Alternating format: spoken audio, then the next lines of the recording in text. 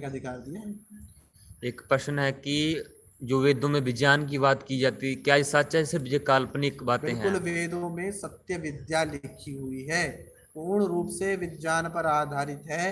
National aeronautics space and administration, दुनिया की सबसे बड़ी अंतरिक्ष एजेंसी नासा, जो हर रविवार को वेदों पर, उनका यहाँ पर एक लेसन चलता है, पाठ चलता है, जो वेदों पर रिसर्च कर रहे हैं और पूरे विश्व को वेदों की ओर, क्योंकि वेद विद्या जो संस्कृत विद्या है, जो संस्कृत भाषा है, वो दुनिया की चुका है।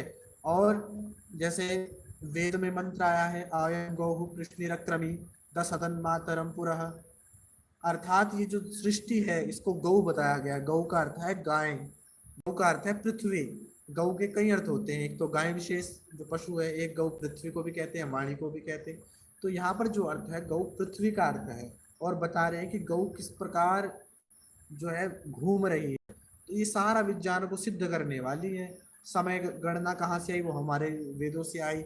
ये अंक गणित कहाँ से आया, वेदों से आया। जो आपका जो आइंस्टीन की थ्योरी है, E=mc², ये सारा हमारे वेदों से लिया गया। जो नासा, ये जो न्यूटन के लॉ हैं, ये अपने वेदों से लिए गए। हम लोग जब कॉलेज में पढ़ा करते थे, हम जब विज्ञान के, मैं विद्यार्थी रहा, बीएससी मैंने की, तो मैंने ये सारी चीज़ें पढ़ी।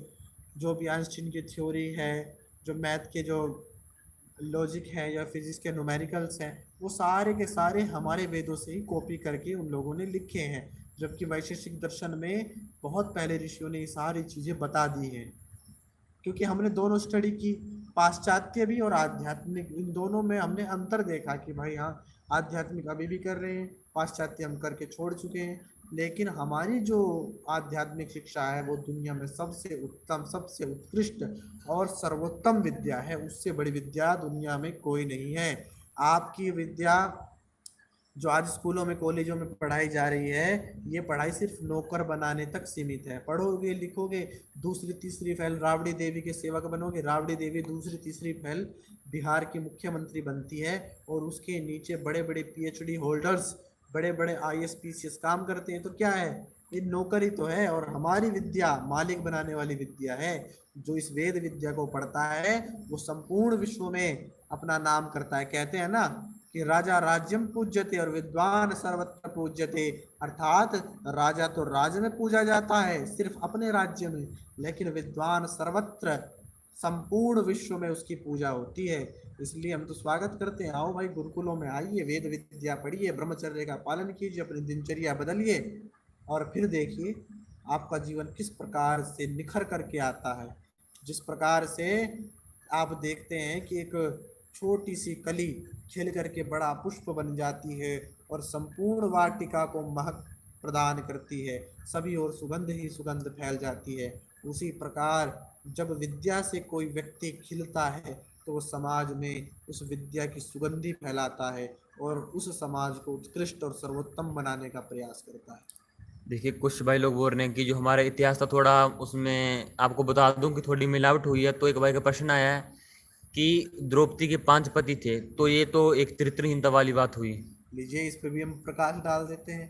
वैसे ब्रह्मचर्य का विषय था, लेकिन आप लोग प्रश्न कर रहे हैं तो डाल देते हैं। कृपया जो भाई, जिस भाई ने ये प्रश्न किया है, वो अवश्य सुने।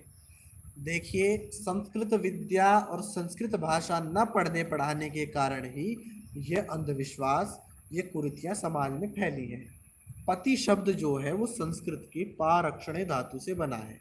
पारक्षणे धातु का अर्थ क्या है, अर्थात रक्षा करने वाला।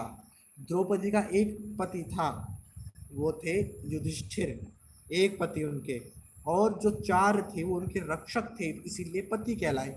अब मान लीजिए राष्ट्र का पति है, हमारा राष्ट्रपति है, राष्ट्रपति रामनाथ कोविंद है, तो इसका मतलब ये थोड़े है कि राष्ट्र की जितनी भी स्त्रियां उन सबका पति राष्ट्रपति कोविंद ही है। नहीं, पति का मतलब है राष्ट्र की रक्षा करने वाला, अर्थात जो राष्ट्र की रक्षा करता है वो राष्ट्रपति।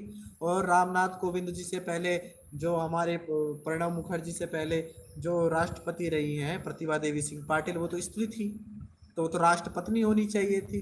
तो संपूर्ण भारतवर्ष की पत्नी थोड़ी ही होंगी। राष्ट्रपति का अर्थ जिस प्रकार राष्ट्र की रक्षा करने वाला है, उसी प्रकार द्रौपदी के 5 पति का अर्थ है उसकी रक्षा करने वाले, जबकि द्रौपदी का एक ही पति था, युधिष्ठिर। आ गई होगी बात।